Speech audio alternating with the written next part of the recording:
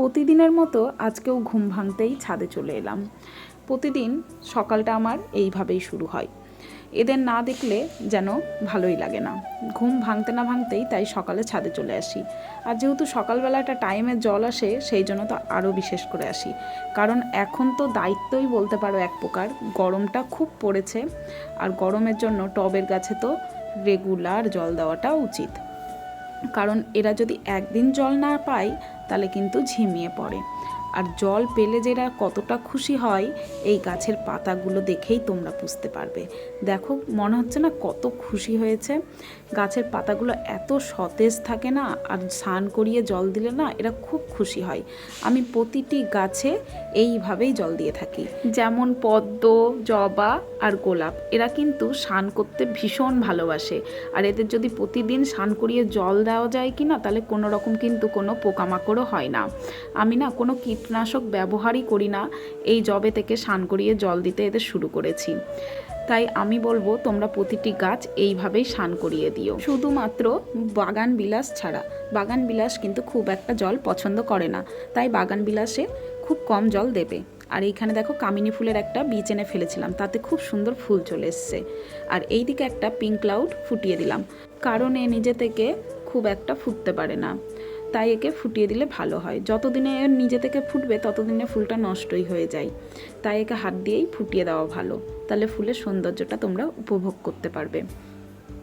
তোমরা সকলে আমার গাছ দেখে ফোনে হোক বা আমার বাড়িতে এসে হোক, গাছ দেখে সবসময় একটাই কথা জিজ্ঞেস করো যে তুমি এত কিছু কি করে মেনটেন করো। দেখো, ওটা আমি আরেকদিন বলবো যে কিভাবে কি করি। আর গাছ যে সবসময় সার দিলেই ভালো হয়, তোমরা সবসময় জিজ্ঞেস করো যে কি সার দাও দিদি। দেখো, সার দিলেই কিন্তু গাছ ভালো হয় এটা কিন্তু একদম সঠিক কথা না। গাছ যে সবসময় খেতে ভালোবাসে এটা কি কোনো সঠিক কথা? মানুষ কি সবসময় খায় বলো তো? না, একটা টাইম টেবিল থাকে, তেমন গাছেদেরও একটা টাইম টেবিল থাকে, সব সময় খায় না গো। আর গাছ কিন্তু জল খুব ভালোবাসে। তুমি প্রতিদিন জল দেবে, কিছু যদি সারও নাও দাও তাও কিন্তু তোমার গাছ খুব সুন্দর হবে। চলো, সারটা আমি কিভাবে দিই সেটা বলি। আমি যেমন মাসের আর সপ্তাহের একটু হিসাব করে নিই, মাসে আমি কতবার দেব আর কি কি বার দেব সেটা আমি হিসাব করে নিই। যেমন আমি ধরে নাও মাসের শুরুতে প্রথম শুক্রবারটা দিলাম, শুক্রবার যখন আমি খোল পচা জলটা দিলাম তারপরে শুক্রবার কিন্তু আমি আবার দিই। এইভাবে আমি দিই 3 বার মাসে। তো আর যদি বৃষ্টির ওয়েদার থাকে বা কোনো রকম কোনো ওয়েদারটা খারাপ, তখন কিন্তু আমি স্কিপ করে দিই, তারপরে শনিবার দিই বা রবিবার দিই। এইভাবে আমি সারটা দিতে থাকি। তবে সব গাছের ক্ষেত্রে কিন্তু এক না। যেমন আমি জবা গাছে, অপরাজিতা গাছে, স্থলপদ্ম, টগর এই সব গাছে কিন্তু খোল পচাটা দিয়ে থাকি। আর অন্যান্য যেগুলো গাছ আছে যেমন পদ্ম গাছে তো লাগে না, সেটা একবারেই বসানো হয় সার দিয়ে। আর গোলাপ গাছের ক্ষেত্রে কিন্তু গোলাপ গাছ সবসময় খোল পচা জল খায় না, ওর কিন্তু একদম আলাদাই রুটিন আছে আর আলাদাই খাবার আছে। গোলাপ গাছের পরিচর্যা একদমই আলাদা। আমি কিন্তু এইভাবেই গাছগুলোর পরিচর্যা করে থাকি।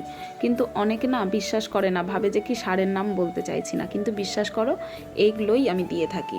আর এখানে আমার সব ফুল তোলা হয়ে গেছে, তাই চললাম নিচে, কারণ বাবুটারও জ্বর এসেছে। বাবুটা একদম আমার মতো পচা হয়েছে, একটুতেই ঠান্ডা লেগে যায় জানো তো। দেখি গিয়ে নিচে যে ঘুম থেকে উঠেছে কিনা, কারণ আমি এসছি অনেকক্ষণ, ঘন্টাখানেক হয়ে গেল আমার উপরে আসা। আর এখানে আসলে আমার 1 ঘন্টা প্রায় লেগেই যায়। তোমাদের আজকের ভিডিওটা কেমন লাগলো অবশ্যই কমেন্টে বলো। তোমরা সবাই ভালো থেকো।